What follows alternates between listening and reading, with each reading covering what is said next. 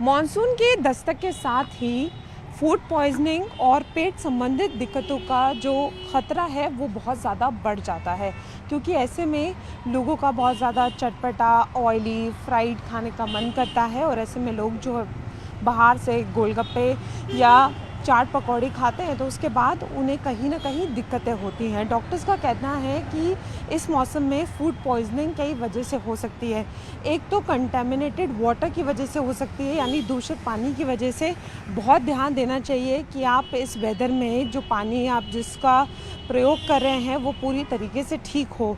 आप जहाँ से भी गोलगप्पे खा रहे हैं वो ऐसी जगह से होना चाहिए जहाँ पर अच्छे पानी का इस्तेमाल होता हो, नहीं तो आपको दिक्कतें हो सकती हैं।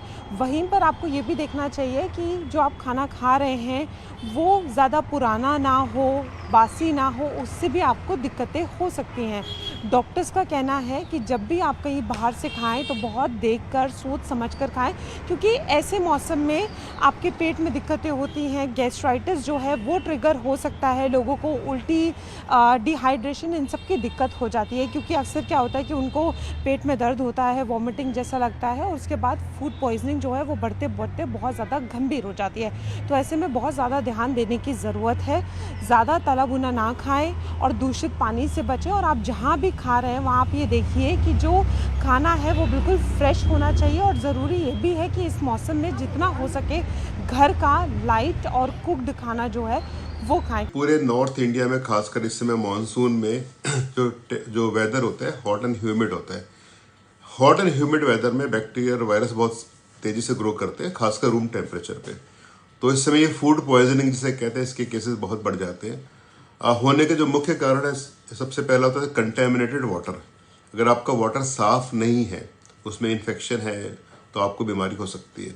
दूसरा, जो मार्केट में ओपन फूड मिलता है या जो कट फ्रूट मिलता है या जो पानी के बर्फ के ड्रिंक्स मिलते हैं, इन सब में होने का रिस्क होता है। तीसरा, वो जो खाना हम अगर फ्रिज से बाहर रख दें कुछ देर के लिए, स्टेल फूड होता है, उसमें भी बैक्टीरिया ग्रो कर जाते हैं। तो 3-4 कारण है।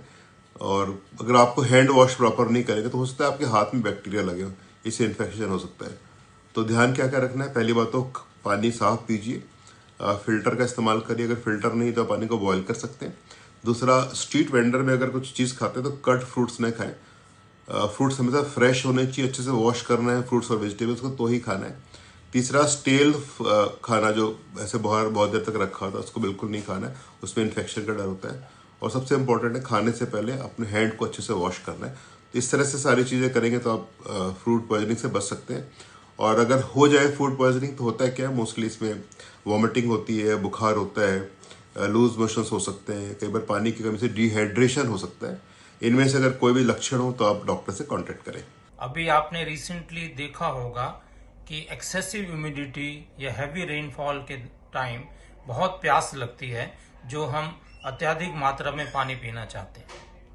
क्योंकि पानी की जो खपत है बढ़ती है ह्यूमिडिटी की वजह से, और हमारे को सोर्स ऑफ वाटर जो क्लीन स्वच्छ होना चाहिए वो नहीं मिलता, तो हम जहां तहां करके कटे हुए फल और पानी पी जाते हैं, जिसकी सुरक्षित हमें नहीं पता होती।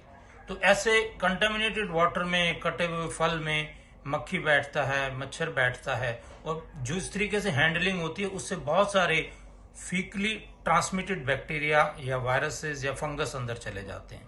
इसकी वजह से diarrhoea, vomiting, acute kidney injury या डिहाइड्रेशन होता है।